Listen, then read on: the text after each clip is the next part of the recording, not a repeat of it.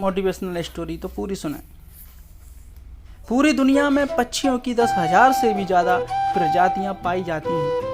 सभी के वही 2 पंजे, 2 पंख और एक गर्दन होती है। लेकिन इन्हीं में से एक ऐसा पक्षी है जिसकी एक अलग ही पहचान है, जो आसमान का सीना चीर के हजारों मीटर ऊपर 120 किलोमीटर प्रति घंटा की रफ्तार से उड़ता है, जो खुद के कई गुना अधिक वजन के शिकार को भी अपने पंजे पर दबोच कर उड़ जाता है। और इसी के लिए उन्हें पक्षियों का राजा कहा जाता है, जिसे हम बाज के नाम से जानते हैं। और एक बाज इतना ऊंचा मुकाम हासिल करता है अपनी ट्रेनिंग और अपनी पुनर्जन्म की वजह से।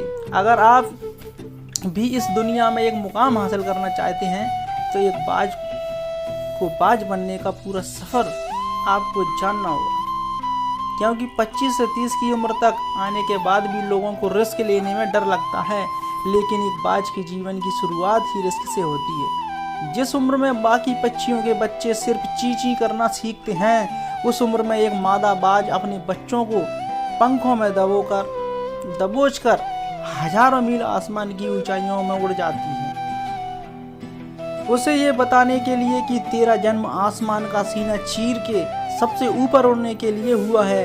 तेरा जन्म पक्षियों का बादशाह बनने के लिए हुआ है। जमीन से हजारों मीटर ऊपर ले जाकर मादा बाज अपने पंजों से उसे छोड़ देती है, और यहीं से शुरू होती है उसकी हाई रिस्क ट्रेनिंग। वो चूजा जमीन की तरफ तेजी से गिरने लगता है, थोड़ा नीचे आता है तो उसके पंख खुलने लगते हैं। नीचे आते आते वो अपने पंख फड़फड़ाने लगता है, लेकिन वो अभी तक उड़ना नहीं सीखा। वो जमीन से कुछ ही ऊपर होता है, ऐसा लगता है कि कुछ ही सेकंड में उसका जीवन समाप्त हो जाएगा। लेकिन अचानक एक पंजा उसे अपने गिरफ्त में लेता है और वापस आसमान में उड़ जाता है। वो पंजा होता है उसकी माँ का, जो उसके पीछे उड़ रही थी।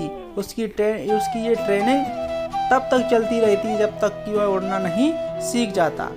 इतनी हाई रिस्क ट्रेनिंग होने के बाद इस दुनिया को एक बाज मिलता है। बारिश के वक्त जब सारे पक्षी आश्रय की तलाश करते हैं, तब यही बाज उसी बारिश में आसमान को चीरते हुए ऊपर निकल जाता है और बादल से कहता है, तू बरस ले, कितना बरसेगा। और फिर नीचे आकर चैलेंज करता है। एक बाज की उम्र लगभग 70 साल होती है। जब वह 40 साल का होता है तब एक परेशानी उसकी ज़िंदगी में मौत बनकर आती है, जो आपकी परेशानियों की तुलना में बहुत बड़ी होती है, क्योंकि 40 साल की उम्र में बाज की चोंच इतनी मुड़ जाती है कि उसे शिकार निगलने में बहुत परेशानी होती है। उसके पंख भारी हो जाते हैं, छाती से चिपकने लगते हैं, जिससे उस उड़ना बहुत मुश्किल हो जाता है। उसके पंख लंबे और लचीले हो जाते हैं, जिससे वो शिकार को सही से उसके पंजे लंबे और लचीले हो जाते हैं, जिससे वह शिकार को सही से नहीं पकड़ पाता है। वो अपने शरीर को त्याग सकता है। वो गिद्ध की तरह छोड़े हुए भोजन पर निर्भर हो जाए और सबसे कठिन और पीड़ादायक रास्ता अपने आप को पुनः स्थापित कर फिर से आसमान का सीना चीर कर उड़ने का। और वो इसी तीसरे रास्ते को चुनता है और वो अपने पास के सबसे ऊंची चोटी पर पहुंच जाता है। वहां पर अपना घोंसला बनाता है और फिर शुरू होता है परेशानियों को जड़ से उखाड़कर आसमान में उड़ने का सफर। वो अपनी चोंच को एक चट्टान पर मार कर तोड़ देता है, लहूलुहान हो जाता है और इंतजार करता है कि नई चोंच के आने का। उसके बाद अपनी नई चोंच से अपने पंजों को काट देता है और फिर इंतजार करता है नए पंजों के उग आने का। उसके बाद वह अपने एक पंख को अपने शरीर से अलग करता है और फिर इंतजार करता है नए पंख उगाने का।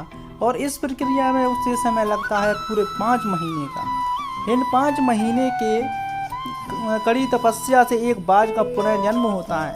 वो फिर से तैयार हो जाता है आसमान का सीना चीर कर उड़ने के लिए। जो 3 रास्ते बाज के पास थे, वही 3 रास्ते आपके पास होते हैं। लेकिन कुछ लोग पहले रास्ते को चुनते हैं और परेशानियों के तले दबकर सुसाइड कर लेते हैं। ज़्यादातर लोग दूसरे रास्ते को चुनते हैं।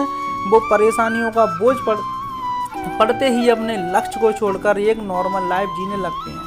और कुछ वो लोग भी होते हैं जो इन परेशानियों को लात मारकर अपनी मेहनत के दम पर बाज की तरह आसमान की बुलंदियों को छू लेते हैं। दोस्तों बाज की इस ट्रेनिंग से हमें बहुत बड़ी सीख मिलती है कि अगर रिस्क लेना पड़े तो लो, कि अपने फील्ड में अपने आप को इतना ट्रेंड कर लो कि उस फील्ड में आपसे ऊपर उड़ने के बारे में सोचकर लोगों के पसीने छूट जाएं, तभी आप अपनी फील्ड के बादशाह कहलाएंगे। तो दोस्तों कमेंट करके बताएं कि स्टोरी कैसी लगी। यदि अच्छी लगी हो तो चैनल को ज़रूर सब्सक्राइब कर लें। धन्यवाद।